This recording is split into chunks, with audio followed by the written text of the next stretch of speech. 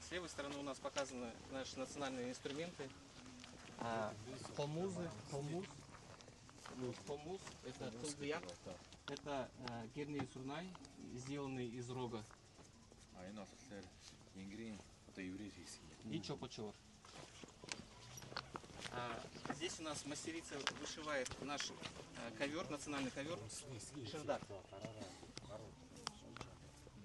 Делается он из войлока. Войлок у кыргызов всегда сопровождает восхождение. Даже наши юрты делаются из войлока.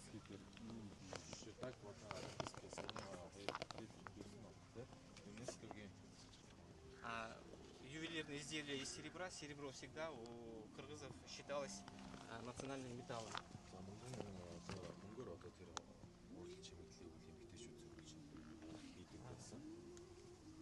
Это мастера сделали. Какой интересный топор. Да, топор, болта.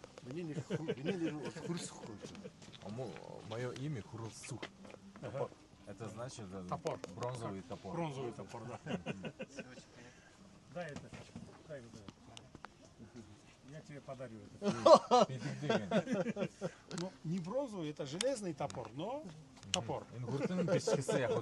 Я тебе подарю. Мастерица вышивает колпак. Наш кыргызский головной убор. Это из войлока делается. Зимой тепло, летом наоборот это сохраняет. Как хорошая киргизы выглядишь, да? Подходит меня, спрашивает? Подводит очень красиво. Мы же похожи друг к другу. Рахмат сигарет. Спасибо вам. Здесь наша невестка на ручной мельнице Джаргалчак делает толкан из пшеницы и ячменя. Из толкана делается наш национальный напиток джарма. Также в древности мы использовали гончарную посуду.